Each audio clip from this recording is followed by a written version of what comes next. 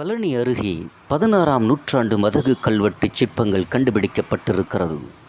பழனியை அடுத்த காளிப்பட்டியில் கிபி 16ஆம் நூற்றாண்டைச் சேர்ந்த சிதைந்து போன மதகு கல்வெட்டுடன் சிற்பங்களுடன் கண்டுபிடிக்கப்பட்டிருக்கிறது. இதுகுறித்து தொல்லியல் ஆய்வாளர் நாராயணமூர்த்தி கூறியதாவது: பழனியை அடுத்த காளிப்பட்டியில் இருக்கக்கூடிய செங்குளத்தில் ஒரு தொல்லியல் ஆய்வு மேற்கொள்ளப்பட்டது. இந்த ஆய்வின் கல்வெட்டுடன் கூடிய சிதைந்து போன மதகு ஒன்று கண்டறியப்பட்டிருக்கிறது. செங்குளத்தின் வடக்கு பகுதி கரையோரம் இந்த மதகு அமைக்கப்பட்டு இருந்திருக்கிறது. தற்போது அந்த மதகு முற்றிலும் அழிந்து போய்விட்டது. குளத்தில் இருந்து பாசனத்திற்காக நீரை வெளியேற்றும் குமுளித்தூம்பு உடைந்த நிலையில் காணப்படுகிறது. உடைந்த இந்த குமுளியின் தூணில் 11 வரிகளுடன் ஒரு கல்வெட்டும் பொறிக்கப்பட்டுள்ளது. கிபி 16ஆம் நூற்றாண்டைச் சேர்ந்த இந்த கல்வெட்டு பசுபத குடும்பன் என்பவர் ஆடி மாதம் 30ஆம் தேதி புதிதாக இந்த குளத்தை வெட்டி மதகு அமைத்து கொடுத்தார் என்ற செய்தியை தெரிவிக்கிறது. இந்த பகுதியில் அக்காலத்தில் மிகுந்த செல்வாக்குடன் ஆளுமையுடனும் இந்த பசுபத குடும்பன் விளங்கினார் என்பதை செவிவழி செய்தியாக உள்ளூர்வாசியர் மூலம் அறிய முடிகிறது. இவரது தனது யானை மீது ஊர்வலம் வரும் வழக்கமுள்ளவர் என்றும், இவருடைய யானை நீர் அருந்தும் தொட்டி யானை தொட்டி என்ற பெயரில் தற்போதும் இங்கு உள்ளது என்பதிலிருந்து இவரது செல்வாக்கை அறிய முடிகிறது. இந்த பசுபத குடும்பனும் அவரது மனைவி மஞ்சமாலும் குமுளித்தூணில் சிற்பமாக வடிவமைக்கப்பட்டிருக்கிறார்கள். பசுபத குடும்பனின் இடது கையில் உள்ள நீர்க்கண்டி என்னும் தண்டு அவர் ஒரு நீராணிக்க என்றுமாக விளங்கியிருக்கிறார் என்பதை தெரிவிக்கிறது. மஞ்சமாலின் சிற்பத்தில் உள்ள அணிகலன்கள் அவரின் செல்வாக்கையும் செழிப்பையும் காட்டுகிறது. இந்த குளத்துக்கு நீராதாரம் பக்கத்தில் ஓடும் நல்லதங்கால் ஓடையாகும். இந்த நல்லதங்கால் ஓடையில் இருந்து ஒரு கிளை வாய்க்கால் வெட்டி அதை புதிதாக வெட்டிய இக்குளத்தில் பசுபத குடும்பன் இணைத்திருக்கிறார். இவ்வாறு சேகரித்த நீரை பயன்படுத்தி அதன் மூலம் அந்த அமைத்து கொடுத்த குமுளி மதகின் மூலமாக அருகில் உள்ள நிலங்களுக்கு பாசன வசதியை ஏற்படுத்தி கொடுத்திருக்கிறார்.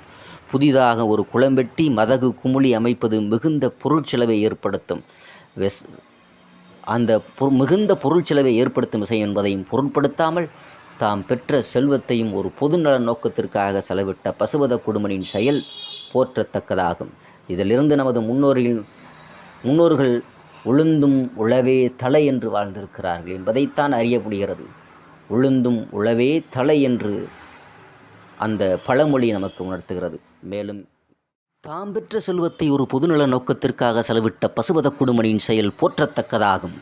இதிலிருந்து நமது முன்னோர்கள் உளுந்தும் உழவே தலை என்று வாழ்த்திருக்கிறார்கள் என்பதை நாம் அறிய முடிகிறது. இன்னும் ஒருபடி மேலே என்று சொல்லி பார்த்தோம் என்று சொன்னால், ஆள்போல் தலைத்து அருகுபோல் வேரோடி என்றும் நீடூடி வாழ்க. அதாவது அருகம்புல் எவ்வளவு காலம் மழை இல்லாவிட்டாலும் காய்ந்து போய் காணப்படுமே தவிர அழிந்து போகாது.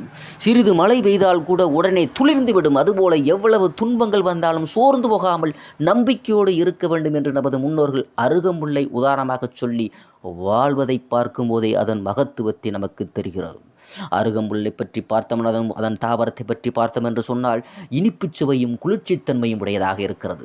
உடல் வெப்பத்தை அகற்றும், சிறுநீர் பெருக்கும், குடல் புண்களை ஆற்றும், இரத்தத்தை தூய்மையாக்கும், உடலை பலப்படுத்தும். ஆள் போல் தலைத்து அருகுபோல் வேரூன்றி மூங்கில் போல் சுற்றும் சூழ்ந்து வாழையடி வாழை என 16 பெற்று பெருவாழ்க என்று நமது முன்னோர்கள் வாழ்த்து செய்தியாக பதிவு செய்திருக்கிறார்கள். ஆலமரம், அதாவது மரங்களின் மிகவும் அகலமான மரம். ஆலமரம், அகல் என்றால் சொல், ஆள் என மருவி வழங்கப்படுகிறது. அகன்ற அதன் கிளைகளை தாங்குவதற்கு அதன் விழுதுகள் பயன்படுகிறது. கிளைகளில் இருந்து இவை கீழ் நோக்கி இறங்குவதால் இது வீழ்வதால் இதனை வீல் என்று சங்க இலக்கியங்கள் குறிப்பிடுகிறது. இந்தியாவில் ஆலமரம் இல்லாத கிராமமே பார்க்க இயலாது. அதுவும் ஒவ்வொரு ஆலமரமும் மிகவும் பழமையான பாரம்பரியத்தை கொண்டதாக இருக்கிறது. வாழ்வாங்கு வாழையடி வாழையாக வாழ்க என்று நமது முன்னோர்கள் நமக்கு வாழ்த்து செய்தியை பதிவு செய்திருக்கிறார். பொதுநலங்கருதி வாழ வேண்டும் என்று.